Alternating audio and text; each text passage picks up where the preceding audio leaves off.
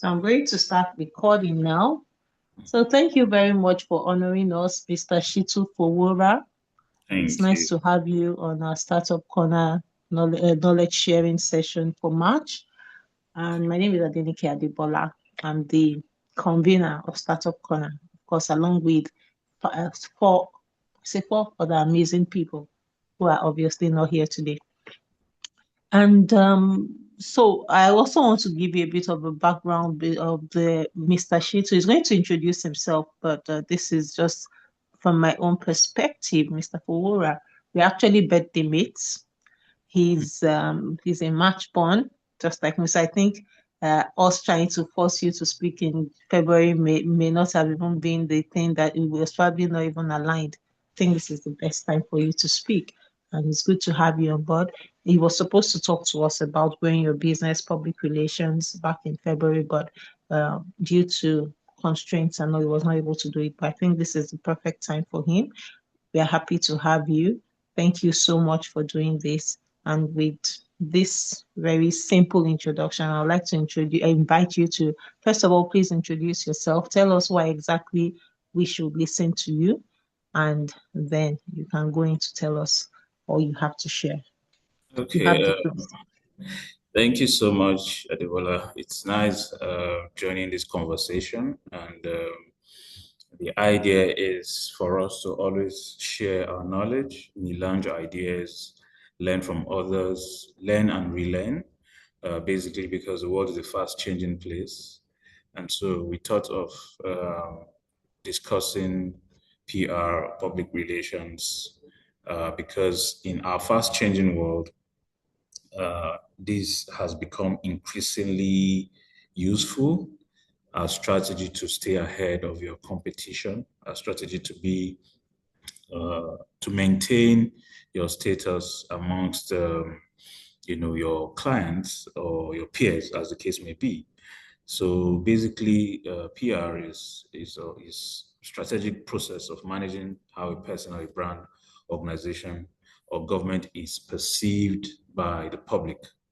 Now, it involves how you shape narratives, how you build trust, or how you handle crisis and maintain positive reputation across media and communities.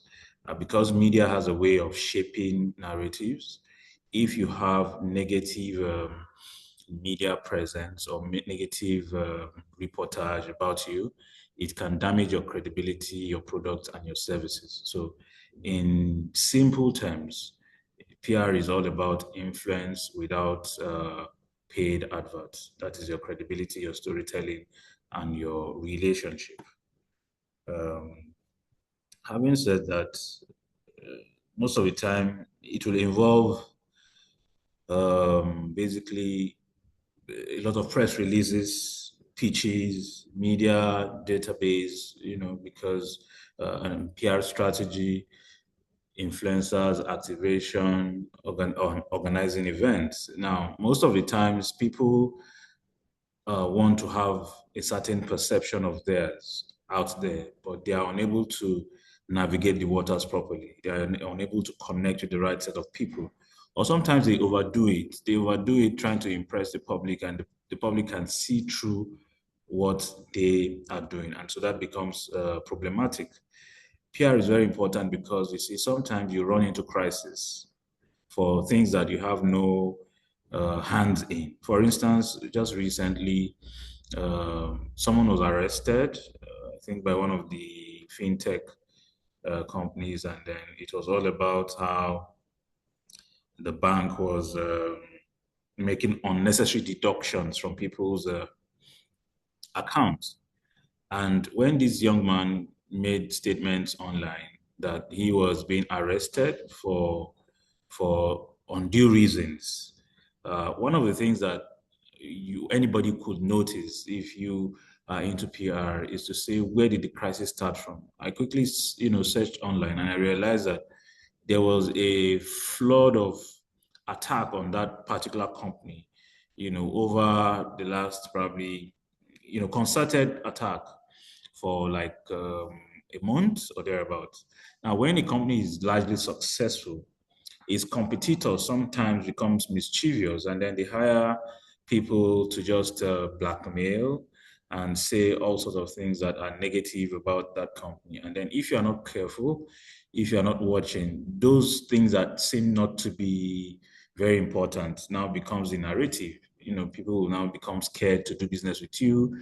They will avoid you, and that damages your reputation and damages your reach. So you do not want that. And so sometimes you have to manage that using people who understand PR.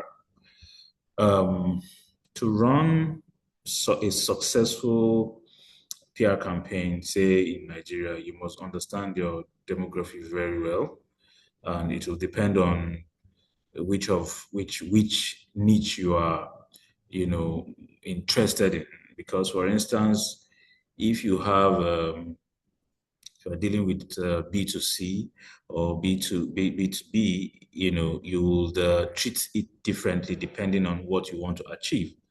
So let's say you sell sausages or soft drinks or snacks or cars, you will be looking out to do a lot of hype. You'll be looking out to see how far your products can reach, how much traffic you can get from the campaigns that you create, how much engagement or visibility that you can get. So basically, it's all about quantity over quality, right? But if it's B2B, you're doing things around insurance, you're doing probably you're consulting for for a software company or a software development firm, and you need to maintain the image of that company from a few people who are invested in what you are selling. By this, I mean, it's not just about making a lot of noise or a lot of campaigns about the product, but it's about getting, even if it's one quality client who gives you a positive feedback, because your pitch will be specialized pitches for the people you want around that product. So people who consume HR services are different from people who consume, say, snacks. So if it's HR or if it's consulting or if it's insurance, and you are, handling PR for them, then you will need to pitch your content around, let's say, HR related events or consulting related events for people in that specialized field. I just thought to make that distinction quickly so that when anybody's handling PR, you can tell what the direction is. In Nigeria, if you're trying to run successful PR campaigns, you must take certain things into cognizance. One, Nigeria is not one audience. Nigeria is not just, okay, a monolith. Like if you create content for the whole country, then you will get your content, across to the entire country. It doesn't work that way. There are contents that appeal to people in the cities. It appeals differently in the cities as against people in rural communities. So you have to understand these demographics. Also, whatever it is you're creating for young people who are, say, social media savvy and social media driven young people, those content will differ slightly from, older demographics that rely on radio and TV. For example, again, the way you shape your narratives in the north will be different from that of the southwest, maybe different from that of the southeast or that of Niger Delta. Okay, so you need a deep understanding of your audience in order to create content that can appeal to them. If you're creating a jingle, for example, for a city like Kano, the nuances are different from what you'll be creating for a city like Ibadan in the southwest of Nigeria. You need to have strong PR relationship. Most of the time you need access to platforms that are big, that have wide reach. You know, you need the channels, television, for example, you need the Arise, you need the Punch, you need News Central, you know, you need Guardian. So basically, you need platforms that a lot of Nigerians are at. So you're probably going to make good relationship with, the editors of these platforms, because when news break and you need it to circulate quickly, what you need to do is to reach out to contacts across these platforms to help you push these stories. So your stories will get covered, and the framing will be in the way you want it, and it will quickly get to your audiences, as against when you don't have a good media relations and you have to struggle to get your content out there. And sometimes some of the editors are suspicious of what you are sending in. They're not too sure. They don't know. They don't understand your credibility. They cannot begin to take action just by fiat because you do not have a good working relationship with them. So the third thing is that your storytelling must be very clear. A lot of times people are confused about what people are trying to push out there. So you must show why Nigerians should care, why they should bother about your product or your services. You need to know what emotions or reactions you want to elicit amongst your audience, because strong PR campaigns in Nigeria would have to lean on human interest angles, social impact, narratives around social impact, and then authority and credibility. So you're not just pushing stories out there, but people must know that you are a credible platform, a platform that they can trust. Again, because of how Nigerians consume information, those days it used to be in the newspapers, what people see on TV. But these days things are changing because people wake up in the morning and the first thing they're picking up are their phones. So it's usually digital first. So unlike before when you have to rely on just one platform, once you put it on NTA, it's fine. These days you have to struggle with skit makers, you have to struggle with people who are influencers, who put a lot of content out there and they get people around them to engage. So you have to be dealing with multi-channel strategy.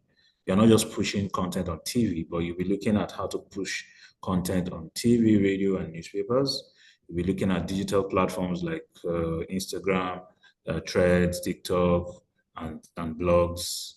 You have to see how you can have influencers on your matter, thought leaders, people who are shaping public opinion and perception. You need them to be on that case and then manage what you are trying to share.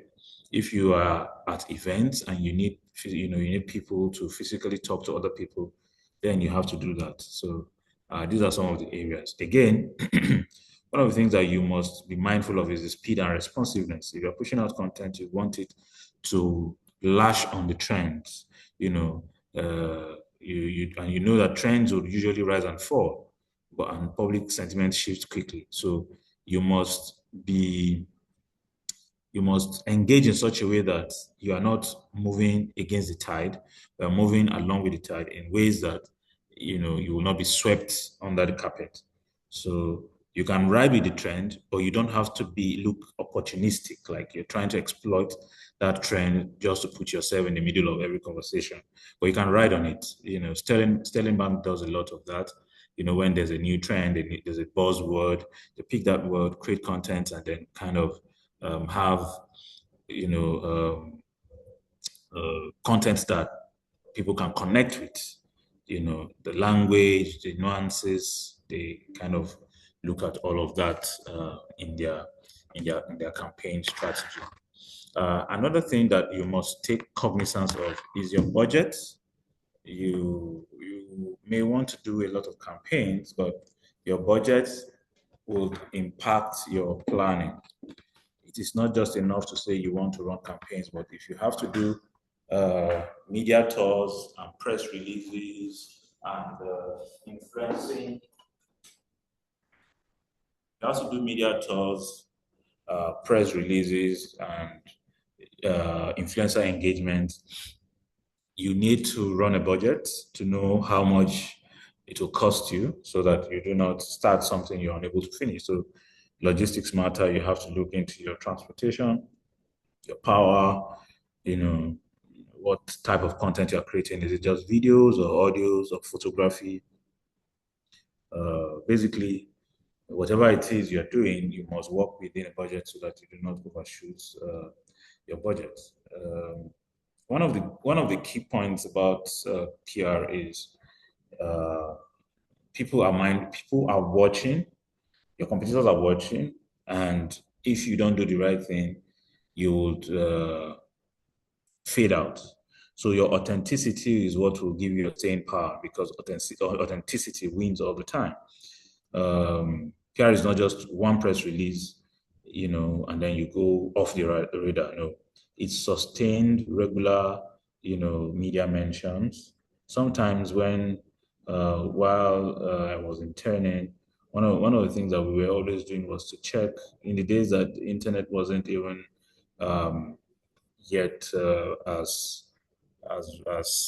visible as it is now. You'll have to check newspapers, to see where the company you're consulting for is mentioned. What is it they are saying? Do you need to respond to it? Do you need to ride on it? And stuff like that. You need continuous storytelling. People are up for stories. People want to listen to fresh angles, fresh takes. They want to see what makes you strong, what makes you different. So you have to continue to build your reputation over time, consistently proving what you are doing and how you are doing it, making you stand out from your competitors. Again, you cannot be doing your PR in an environment like Nigeria without taking cognizance of language and cultural nuances. So you cannot create all your content in English and say that is just fine. You have demographics that are, more comfortable with Pidgin. Some are more comfortable with Hausa. Some are more comfortable with Ibibio. So depending on what your budget, your structure, uh, is, then you create content around what works for you. You also have to work on feedback. So when you get feedback from your audience, see if it is within something you can adjust or if it is something that is not aligned with your brand. You know, Again, you have micro influencers here and there whose voices are also important. You can use their voices to leverage and boost to get results. Again, one of the things that you must take cognizance of is measurements and results. You must track media mentions. Where have you been mentioned? How have you been mentioned? In what regard? And how quickly are you able to respond? And do you have to respond or you have somebody who will do that on your behalf? Because sometimes, if others can respond for you and respond correctly, sometimes you don't need to waste, your time and energy. But these people do not just exist, without your no, your buy-in. Basically, you are aware of them. They may be influencers who work for you, and once they run certain things by you, they're able to just respond to your detractors without much ado. You must also mention your audience reach, because you want to know how deep your PR is working, how much penetration you're getting, how much positive sentiment you're able to push, and how much negative sentiment you're able to do away with. You must look out at your real world impact in terms of sales, awareness, and how your policies influence, action. Um, Sometimes when you pay for PR, you must be mindful so that such paid PR does not backfire, because when you use big platforms to push certain agenda, sometimes people can see through it and then reaction will be negative. So you have to balance your words, your slant, you have to ensure that you're not making misleading claims, making political missteps. If you see that the public tide is pushing towards, a particular direction. You're not expected to act in contravention to that direction, unless again, if your product and services are about pushing politics. Because if the face of your public relations is somebody who is a politically exposed person, it may put your product or your service in danger. But because but a lot of politically exposed persons have a lot of fans and supporters, and in the same line, they have a lot of detractors and enemies and haters. So we want a bold, strong face that is liked, that is acceptable by many, and has less detractors. Okay, I'll make a quick example and state that a strong PR could look like this. One, you have a compelling story pitched to top media houses, and then along the line, you have simultaneous influencers, creating some buzz on social media for the same content. You have a well-covered launch, say in Lagos or Abuja, or even online, depending on what your product is. Then you have follow-up interviews, opinion pieces, people writing about, your services or your products. And then you have continuous engagement online such that you are able to control the narrative, able to control the narrative amongst your audiences and competitors. So basically, that is what it is. I, this is the end of my presentation, and I'm open to questions. If you Thank have you so much. Thank you, thank you, thank you, thank you. Of course, there are questions. There are questions, sir. And first of all, let me just say thank you very much for taking time to take us through all of this. And hopefully, I'm hoping that we're going to come and have dedicated sessions for each of the each of the ones that you've touched on briefly, particularly yeah. the types of PRs that we can do. So my first question, and I think I'll just ask the question, then you answer, then I'll go to the next question. So my first question is really, this is Startup Corner, right? So our focus is mainly on startup businesses, and they are basically, so while you're responding, please break down what B2B and B2C mean so that our audience can understand. But the question is, what PR strategies would you recommend for a startup business that is just trying to break into the market? What strategies have you found that work very well for I've stopped calling them small businesses. I prefer startup business because of the potential that I believe there is. So, what PR strategies would you recommend for a startup business? Okay, thank you.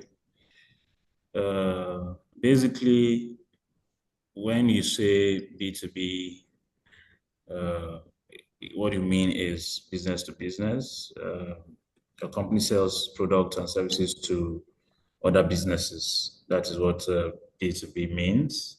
So, for example, if you have a logistics company serving oil and gas firm, or you have a tech company providing software to banks. So it is to another business, a business to another business. But you can also have, B2C, which is business to customer. So directly to everyday people. For example, if you are a clothing brand, for example, selling clothes online, yours is a B2C because you're dealing with a customer, or a food delivery app that is serving individuals. Yeah, so you have it there. In essence, B2B focuses on businesses, B2C focuses on individuals. For B2B, when you're handling B2B, it's usually rational, long process. It involves many people in terms of decision making. But for B2C, you have, quick responses. It's just emotional decisions uh, on the spot. Yeah. So, and in terms of channels that you use for such, when you have to deal with B2B, you can do um, focus on, say, LinkedIn. You can focus on industry events. But if you're dealing with customers directly, you can do Instagram, Twitter, TikTok ads and all that. So yeah. So when it comes to PR strategies for startup businesses, it how depends on the audience. That's one. But basically, I use 3S: be smart, be sharp, and be strategic. Uh, if you want to have effective PR, one of the things that you will observe is that the founder of that small business or that startup has to be the one to drive the storytelling. I guess people want to see your journey, and a lot of people are interested in failure. They want to see how failure was converted into success because people fail a lot, but they cannot stand, and face the mirror. They cannot watch this failure. So they want to hear themselves in you. So you must talk about how, you tried, the number of times you tried, and then how you were able to overcome your failures. That is one. You can also use uh, panels, you can discussions, you have discussion platforms, you have podcasts, you can write opinion pieces in newspapers, journals, and all that. Of course, if your content is tech related, you try to focus on that niche. Say you are writing for tech cover. If your content is about business, money, you are looking at maybe Nairametrics, Business Day, So sometimes you want to focus mainly if you're doing your opinion pieces on the people who will read you. And of course, Facebook is there for everybody. It's a storytelling platform. People engage all the time. And so that is one method. So another method is you can have press features, you can have interviews. You don't have to spend a lot for interviews. You have platforms that are willing to interview you because you have a product, a strong product or service, and tell the world about what you do. You can have editorial coverage to just come cover your event and cover your services and spin it in a way that connects with people. Another method is for you to leverage social media. So everybody's on social media pushing content out, but you must know how to engage on this social media because how people engage on Twitter is different from how people engage, say, on TikTok or Threads or on Facebook. So some of these platforms work best in the morning hours, some in the afternoon or late at night. Some work best, in specific seasons where you have a lot of events happening. Some work best when things are a little on the quiet, So, and again, for what I realized is that on social media, what gets the most traction are videos explaining your solution. People have a lot of problems. And so when you are talking to people, you're not just trying to put yourself in their faces, but you're trying to say, this is what I solve for you. So Mm. you're taking your storytelling from, oh, I know you are faced with this problem, or I used to be faced with this problem, but I discovered this solution and this is how I go about it. So videos move faster than pictures or motion graphics, and motion graphics move faster than texts. But all of these can work together. You can create content that are both texts, that are also motion graphics, that are pictures, or that are videos. Some videos have sound, some don't have sound. But in essence, if you're creating content, make sure that it represents your brand properly. It has all your digital markers, such that anybody that sees it can reconnect it back to your business. Not that you create content that we cannot tell who created it. You are creating content for your brand, and so because you are selling gold, or say you're selling jewelry and all that, you create fantastic content, but you forgot to put in your contact where people can reach back to you. So we see it on people's statuses and we're like, who is this lady who sells gold? We don't know. So you are creating content that people cannot, you cannot get return on investment for. So you have to put in your digital markers that will ensure that when people consume your content, they can now trace it back to you or to your page or to your platforms. So short videos work a lot. Breaking down a problem works. So most times you have to maybe you're on Twitter and you have to do a thread explaining certain problems with some detail and perspective and nuances, and make sure that these issues are relatable. They are things that others want to share. So I think those are some of the best ways. Again, one of the ways around it is for you to do a launch, a smart launch. People, when you hear launching, people are like, oh, it's going to cost me a lot of money. But usually you can just do a tease people to see that your launch is coming up on a special day, and then secure people on social media to repeat what you're doing. Host a small strategic meeting or event where you can display what you're doing to people, which will not cost you so much, and then follow it up with an interview or content on various media outlets. So that helps a lot. And one of the things that you must do, in your PR is to ensure that you tell Nigerians how you are solving an economic problem or their everyday struggle, or you're providing opportunities for young people. Because a lot of young people will not connect with you if you are not saying something, you're not speaking their language. You must tell them what you are doing to solve their problem.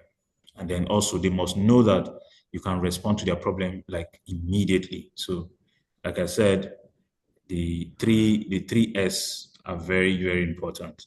You have to be, excuse me, you have to be smart, and you have, Sorry.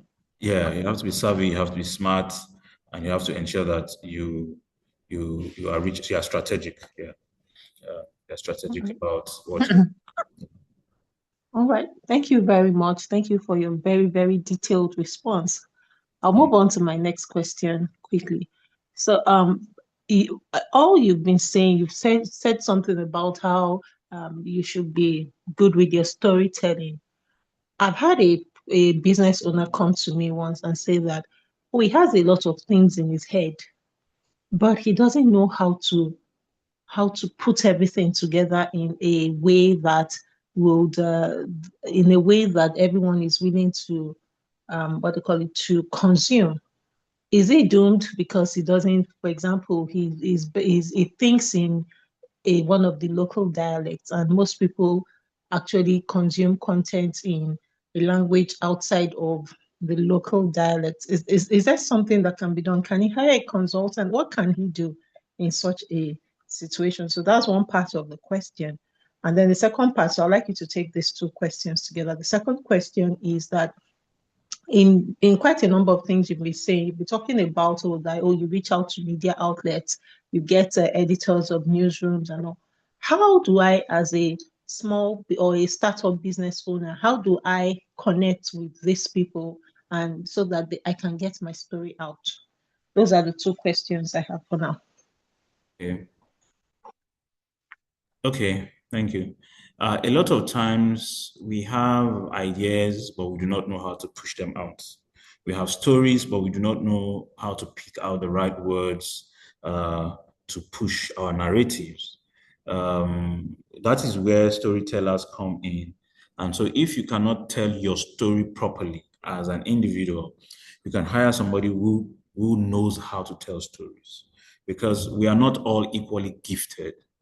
However, when you have somebody who has a knack, who has an understanding, who is polished in storytelling, the person can help you simplify, the many complex issues coming into your mind. But what I know is that you must begin with a simple theory of person, place, and problem. Your story has to be directed towards a person. So I want to sell a product, and this product is for old people. That is the person. But where would I find old people? Do I find them every day on the streets in the cities, or are they mostly in their villages, or are they in their homes with with their grandchildren? Where do you find these people? So the person, the place, and the problem. So what is the problem of the aged, the old people? What do they struggle with? So your problem, your narrative has to put some of these things into consideration. Once you are able to to mold your storytelling around a person, place, or problem, most times you will hit the nail on the head. Another thing is you make the story about them and not about you. Because yes, everybody likes listening to stories, but sometimes when you tell stories, like, how is that my problem? So you must Mm-hmm. tell the stories from ways where people can connect. For example, if I'm selling an educational product uh, to parents, I'm sure a lot of parents have children who struggle to read. Some of them, they struggle to understand what they are reading. Some of them do not pay attention at all. They have short attention span. So you are starting from a problem that parents can easily recognize and say, remember when you had a child and you paid a lot of money in school just to see that he is good in school, he's good with reading, and his result was not, given. His result was not close to what you were paying for. Okay, so my product or my service identifies children who have always hated reading, who do not like books, and have short attention span. This is how I was able to solve this problem. And so people begin to listen to you with some attention because they can relate to what you are saying. You are making this problem not about you. Even if you once had a child that has this problem, but you are taking it from the perspective where they can relate. Somebody has a cousin or a brother or a friend or a child who has struggled with attention or assimilation or comprehension. So you are going to create your storytelling around how it is about them, why they should care about your product. Now, people should use language that is simple. It's not highfalutin words or you know complex words that make stories sell. No, it's usually around how plain, how easy to comprehend it is. So you have to be doing a lot of breakdown. And that's why explainer journalism sells a lot. People pick a problem and explain it in simple terms. When people were having issues around the tax reforms of the government, some content creators took their time, read the entire, tax reform documents, took down certain notes, understood it, asked from tax experts, understood the ideas and concepts, and then broke it down to people because it is something that will change the face of business in the country. So people needed to understand. And so there was a lot of confusing content out there from people who are largely ignorant or who are mischievous or who are misrepresenting things because they don't know any better. So people who are able to now put things in context were able to, help the government push the narrative correctly. Again, you can tell stories better by creating contrasts. You know, tell somebody this is how my product, this is what my hair looked like before. This is how my hair looks like now, and it is because of this product. It helps people to understand, oh, this particular snack that I created for kids, I realized that a lot of children were suffering from malnutrition or undernutrition or whatever it is. And when I created this solution and I gave it to my neighbor's child because of my so many years of experience in composing food for children, this child became healthier, stronger, and his skin was glowing before and after. You can talk about problem and solution. You can talk about expectation and reality. People who they are struggling with probably their physical image, their identity, and all that. And then you are creating products that makes them look better. So basically you're trying to shape certain mindset. And so people who are struggling with what you have mentioned can now key into your service or your product. And you have to add emotions to what you're telling, especially people's frustration, people's hopes, people's fears, people's ambition. You know, Emotion is a kind of hook, that you use to get people to key into your storytelling. Yeah. What was your second question again? Okay, Hello? so my second question was that, so you've said a lot about reach out to the news editors, get to newsrooms, put out a public release. How do startup business owners get onto that space of being able to put, as a, how do I know an editor? How do I know where to go?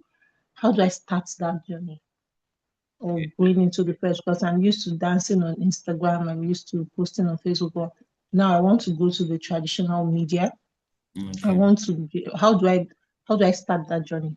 Okay, that's fine. Usually, the easiest people to talk to would be the people that you see on your screens and say, "Oh, this person is the anchor of this TV station. This person is, I see him talk a lot. I hear him on radio." Usually, these are the people that we know. But a lot of people do most of the work behind the scenes. They're hardly seen. The editors, for example, you'll hardly see them, in front of the screen. But how do you get to know who to talk to? One, um, the first you must look at the platforms that you like or where you think your audience like to watch or listen, right?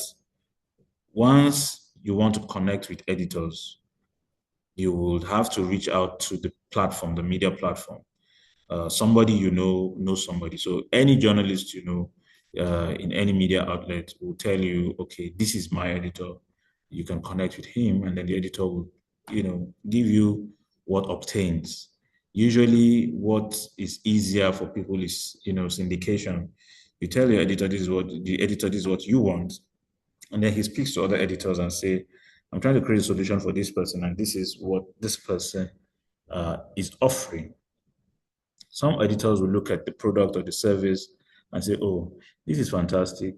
We can talk about this, and it will not cost you anything because you're probably creating a solution that they can connect with, that they like, So you're probably saying a lot of young girls have no access to education or have no access to menstrual hygiene, and you're trying to create a lot of buzz around this. An editor could look at this and say, you're doing something for the community, you're doing something for humanity. So anytime you have a feature story, send it to me. I'm going to publish it on my platform. Uh, Ordinarily, someone else will say, oh, no, this is a commercial content. We cannot publish anything that you're not paying for. So sometimes perception of individuals differ, and therefore, to manage your PR properly, speak to an editor and tell him what you want, and then he could, one, create a budget for you, two, tell you how frequently your content can be out there, if it's going to be opinion, if it's going to be reviews, if it's going to be just mentions, if it's going to be interviews for you, or for people who are using your product or service. Sometimes it makes a whole lot of sense to get a satisfied customer to speak about you than for you to even talk about your product. So a satisfied customer is mirroring what you do and is mirroring the solution you are creating and is happy. So when such a customer puts out content on your behalf, it solves everything. It doesn't make it look like you're desperate to change certain narratives or to push certain narratives. So it's not difficult. Sometimes on journals and newspapers, you will see the emails or the mobile numbers of the editors or the marketing department. So you reach out to them and then you ask to speak to the editor, and then they connect with you. Sometimes it's even the niche or specific bit. So you're in aviation and you're trying to do PR for the aviation company. It's not every editor who understands aviation and may not be able to handle the PR for aviation properly. So you're probably going to be talking to an editor who understands that space. So if you see, for instance, on TV, somebody who discusses aviation matters properly, all the time, then you probably want to speak to such anchor or the person who is an expert in that field, who will now write opinions or write articles or conduct interviews, in that field. So he's able to properly place your products and services in ways that actually will reach out to the right audiences, as against just any random person who may be good with the media space, but not good in that particular bit. Yeah. Thank you very much. Thank you for that. Another detailed response. We are very thankful. So I'll go on. I have two more questions. So I'll ask them one after the other so I don't confuse you. So we have a case where someone has already maybe messed up their PR. They have a disaster on their hands. Maybe for some, let's give the example of some Instagram seller, maybe a hair seller on Instagram. People are already calling them out because what they advertised is not exactly what they delivered, and so there's a mess. Or maybe let's use one that is closer to home. There's a celebrity that we know about recently that old tweets began to surface and they didn't really look good. So it's a PR disaster. How would you recommend for, or let's say it's a business owner in this case, you've just begun to get noticed, and then let's assume that the person is producing a food or drug product, and we find out that that food or drug product was actually not registered with NAFDAC, but now they've gained a lot of clout and a lot of people have already started buying, and there's a disaster on their hands. How would you recommend for such a business owner to address this PR issue? What options are available to such a business owner? Okay. Oftentimes, we have people are usually very reactionary. When there's a disaster at hand, people become reactionary, afraid, because they do not want to lose um, their customers, their clients, and so they want to take control of the narrative. So what they must do is to spin it in ways that favors them. Well, one of the first things that you must do is to pause and assess, the damage, the extent of damage. So, like the one where, let me use the example of the one about tweets resurfacing. So the first thing is what actually resurfaced. Is it real? Was it edited? Was it taken out of context? You know, how bad is it? Is it offensive? Is it illegal or insensitive? Who is the person reacting to it? Is it your fans or the media or some activists or the government? So some of the things that will determine what you write or how you respond has to do with the gravity, the extent of damage that such content is doing. Now, one of the things that you must do is to quickly stop the bleeding. Now, how do you stop the bleeding? That particular tweet that is offensive, you have to quickly delete it. Yes, you may have it in your archives or people have taken a screenshot, but quickly delete it because your brand should not be associated with it. So quickly take it out first as a demonstration that you do not want to be associated with that, even if it is something you did as a person or as a brand, but you are trying to come clean. So you have to stop tweeting anyhow, stop, delete the offensive message, then alert your team, your internal team and your stakeholders. Because you see, for a business to be running, there has to be people who already trust the business. Communicate quickly amongst them that this is what has happened and you are trying to handle it. It is important because if that offensive tweet is seen by somebody that is your internal person, one of the stakeholders, they may want to quickly disassociate themselves from it. And that doesn't speak well for your brand.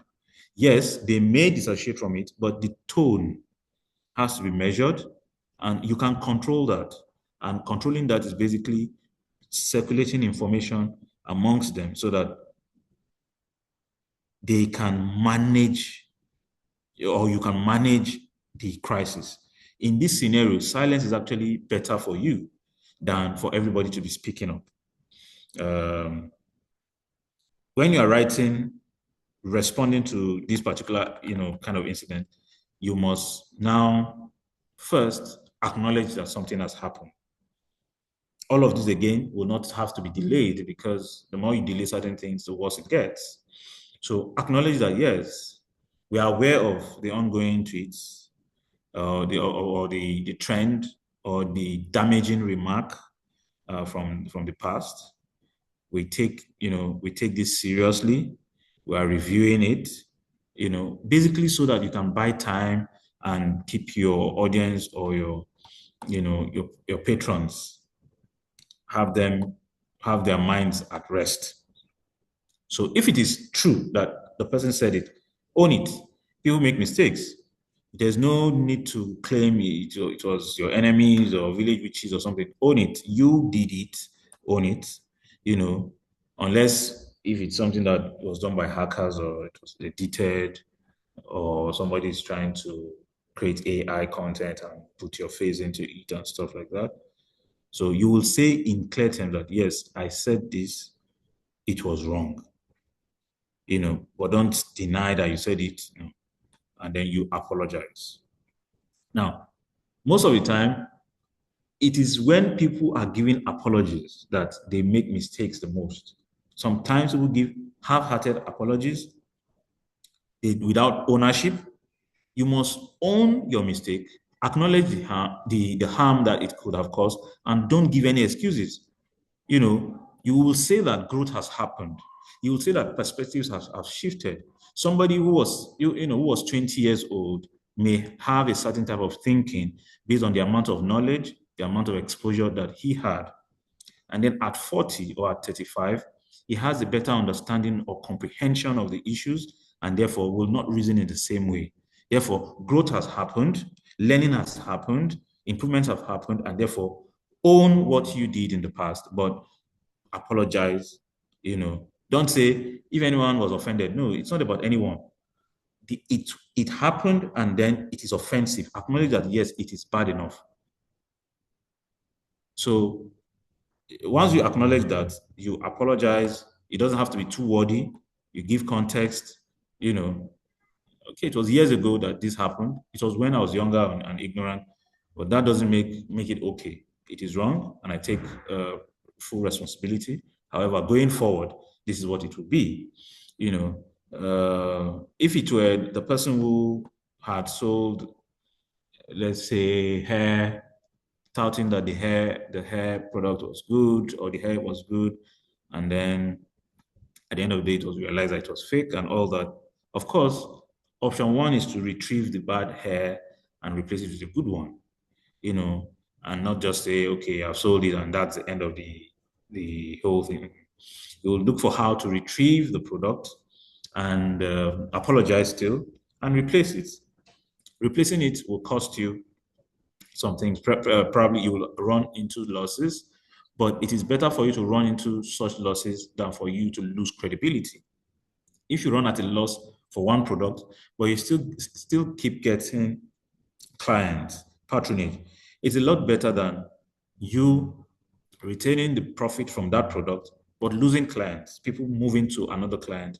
It will not make sense. So your credibility is the biggest currency. You have to maintain your credibility so that people can vouch for you. They can acknowledge your mistakes and say no. But after that mistake, you can be very sure of getting the right products.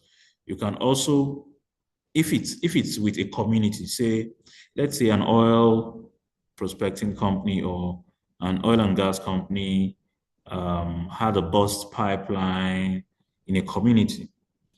And people have started looking for how to destroy their pipelines instead of saying they are enemies of Nigeria, they are haters, they are economic saboteurs. Consider how you can run trainings with people in that community on how they can stop oil spillage, on how they can identify issues and report to the right authorities. Basically, make them partners in progress as against demonizing them because it does not help. Sometimes, as a form of cleaning your image, you can do donations. So a pipe has burst and they are threatening to burn down your lines, your pipelines. After appealing to them, you can decide to say, you know what, the women leader in your community, you are going to offer a scholarship to her child and one other person you get. Basically, as a way to say we are sorry. Yes, we didn't just say we are sorry verbally, we're saying we are sorry and we are partners in progress. Therefore, we are supporting the education of two persons just so you know that we care. And then of course within the company you have to create an internal policy to ensure that oil spills are quickly identified and worked on to ensure that it doesn't happen again. So you must take charge of the narrative. After you apologize, you know you have to you can just do one interview, or the person who caused the damage himself doesn't have to be the person who is coming out to do the interview. Somebody else, who is more comfortable in his own skin can, do an interview and then correct the assumptions, the notions, and all that. And then, of course, you can use influencers to ensure that the commentaries are run in certain ways that doesn't damage your brand. So you have a Simi that people love a lot, people listen to her songs, and then they come up to see that she's tweeted some things that looks like she was wayward or she was indecorous while she was with young learners and all that. You will need influencers who will just make it soft, make it more pleasing to people's ears. Yeah. And you will now rebuild the trust, not overnight, gradually with time, through your messaging, through your acts.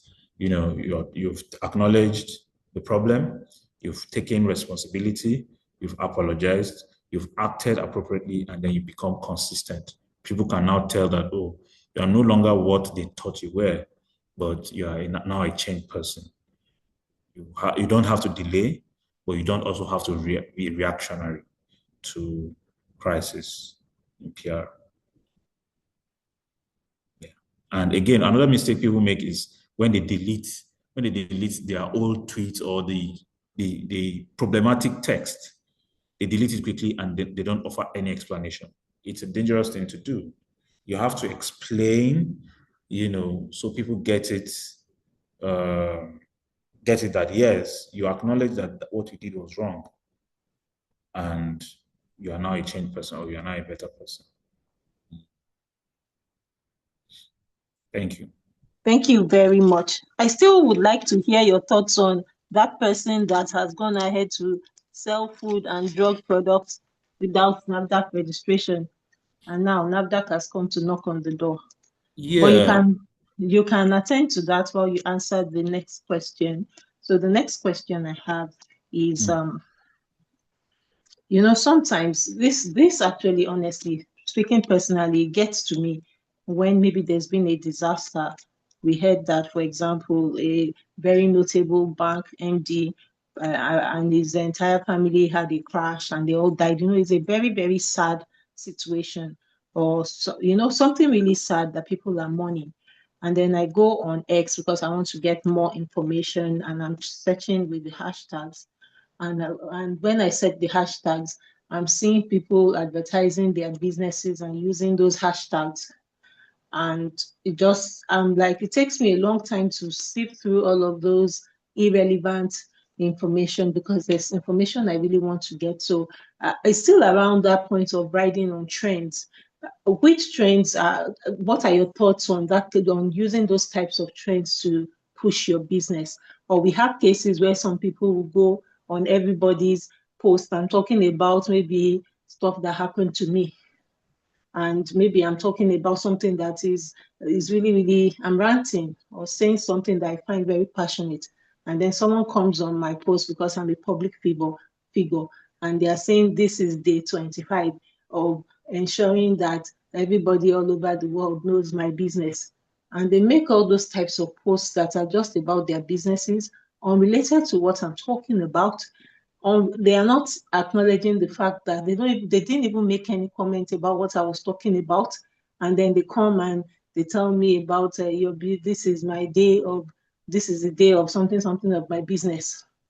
Or in some other instances, maybe I'm advertising my product, then someone else comes and puts their comments about their products that it's more or less like a competing product, or a competitor comes and puts their comments concerning their product on my post.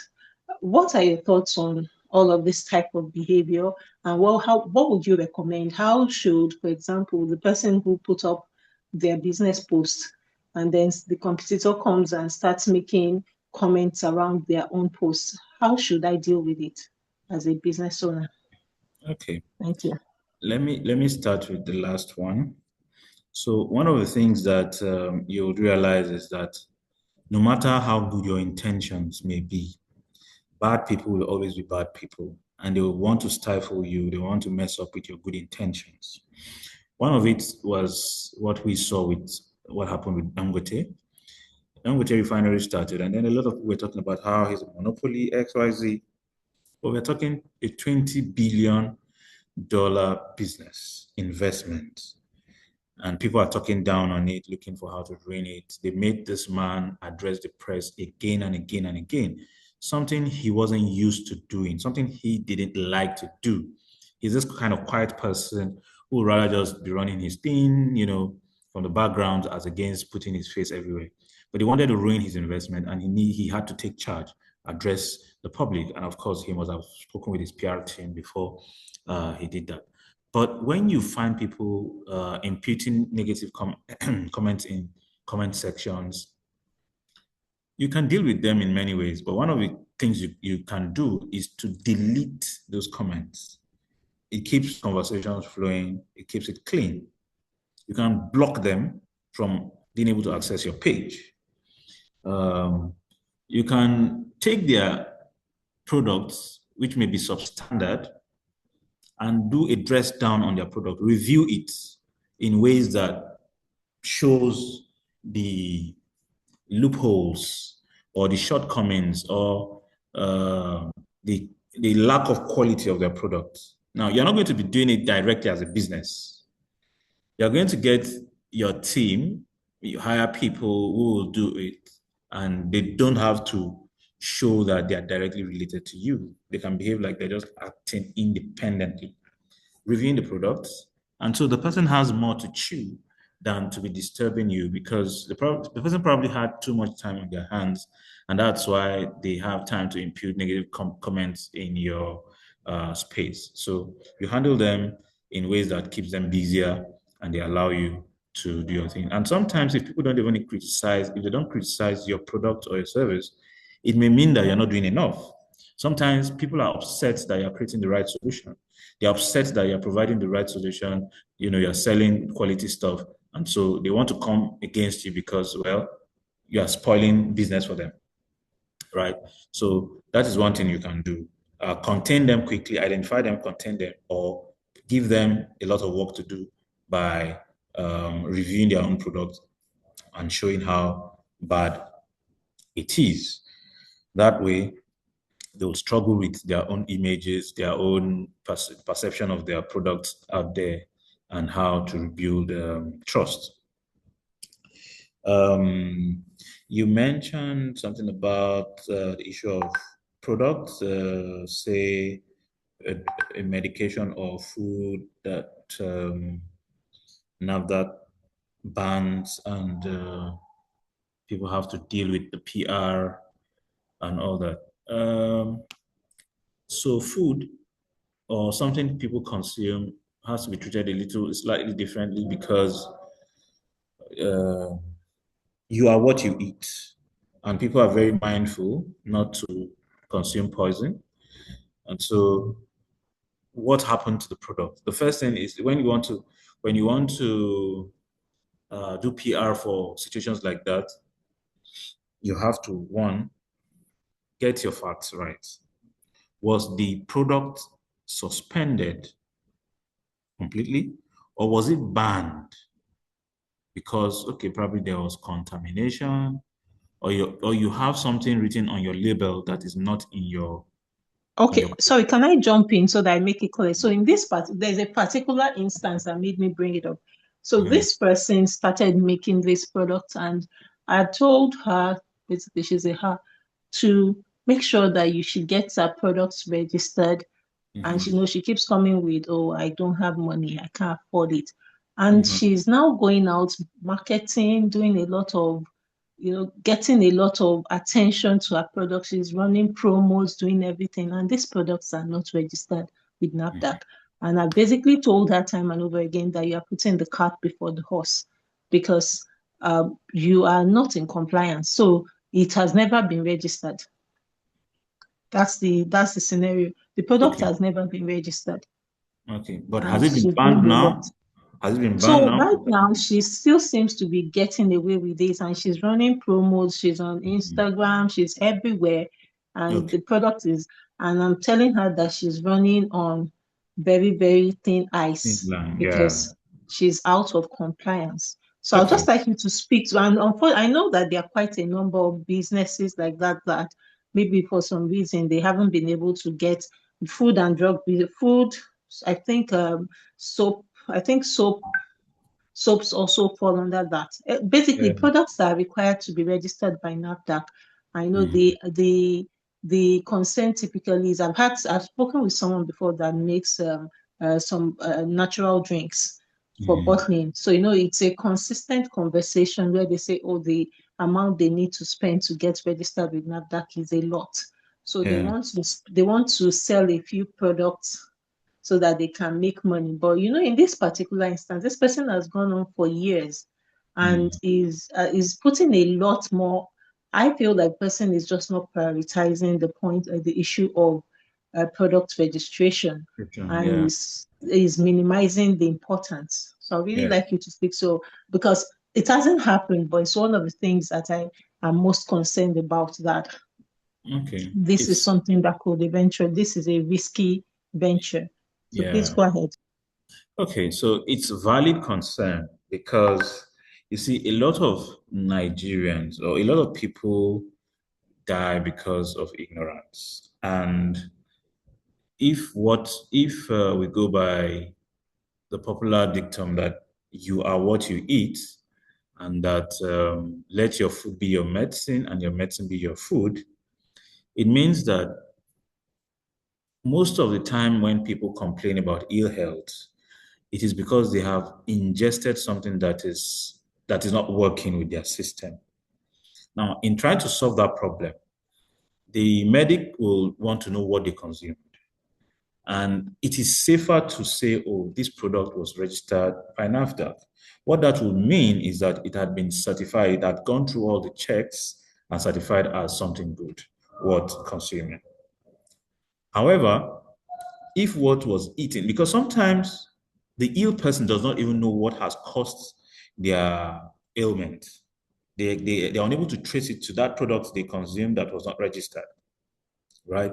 So how do you even begin to trace? So one of the problems that such persons, people who handle edible things or things used on skin, on the body and all that, is that they may cause people damage to their health or damage to their life that will cost them their entire business, their entire savings, and even lead them to jail.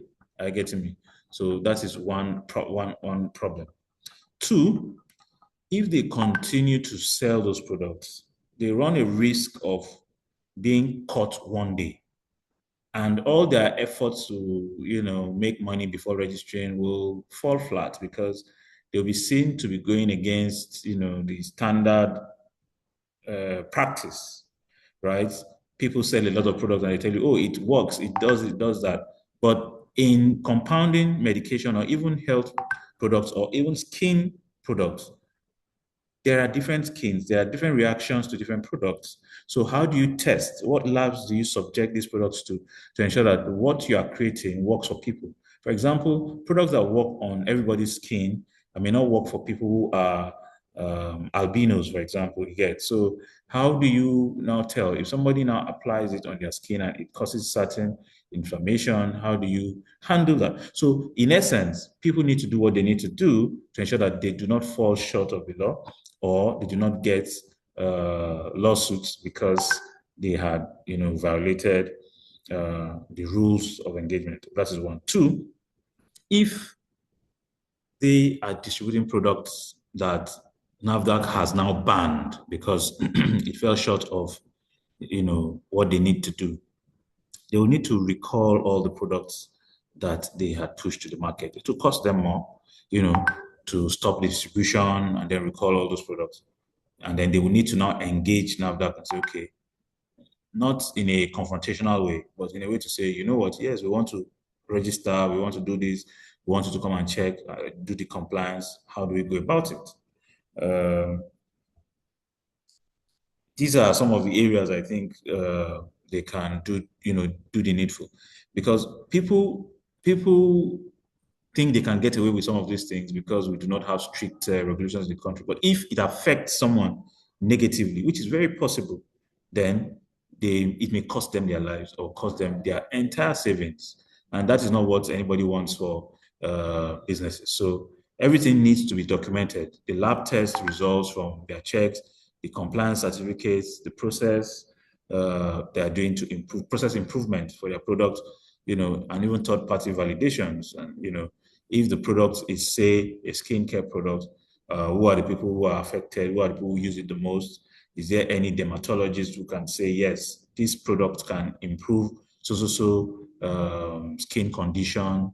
To what extent is XYZ? Basically, somebody has to be able to prove that, oh, this thing is good and what you're using.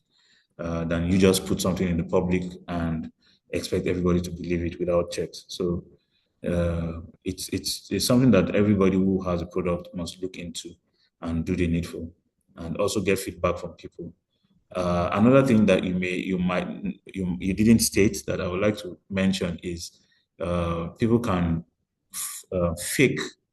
You have an original product and people will imitate your original product and then start creating fakes. And sometimes they're making a lot of money, in fact, more money than you, because you already have a credibility. People can connect to their product and they are making fakes and selling to people, and people are unable to tell quickly.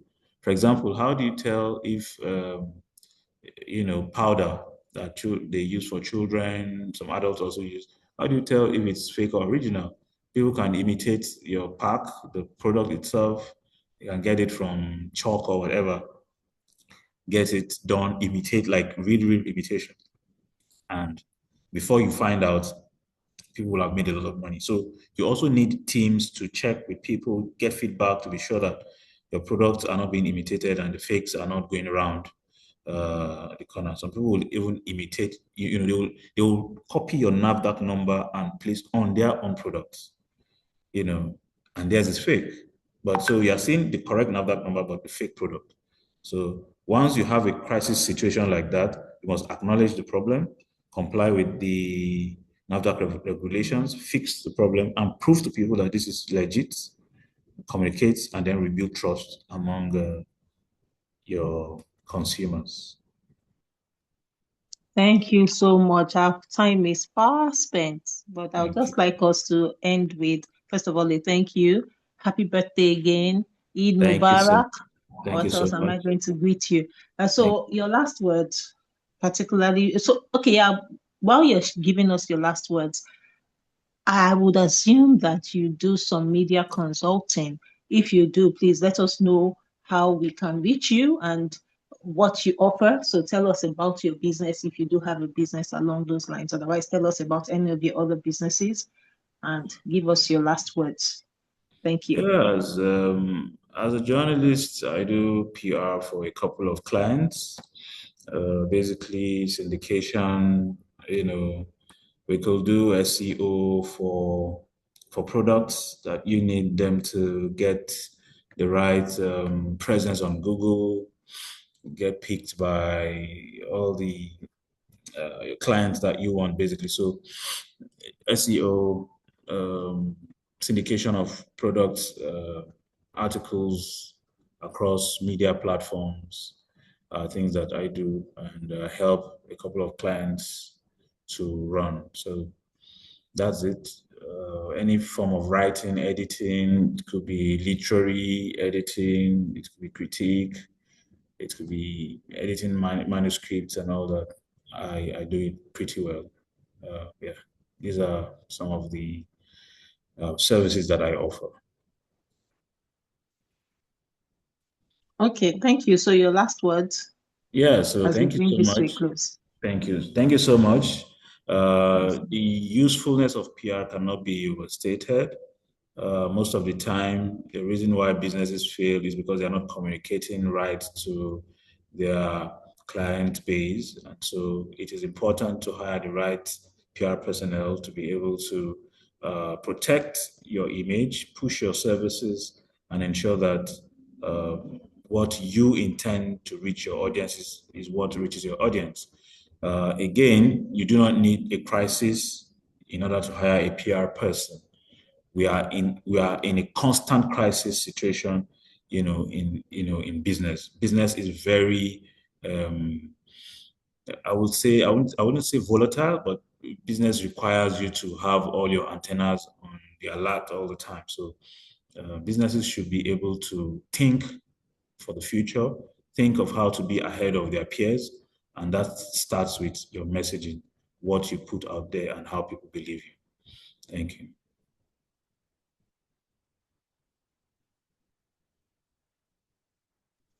Thank Thank you. you very much for this enlightening session and very, very educational session, if you would say. And we Thank, look forward to another knowledge sharing session in the future when you will break down each of the individual components. But this was a very detailed one, and we'd like to tell you thank you. thank And you so I much, look Adenike, forward and to when I happy look birthday forward to to. you. Happy Sorry, birthday to you. I say happy thank birthday you to very, you too. Yeah. thank you very much. Happy birthday to us. Thank you. So Thank you. yeah. So thank you very much.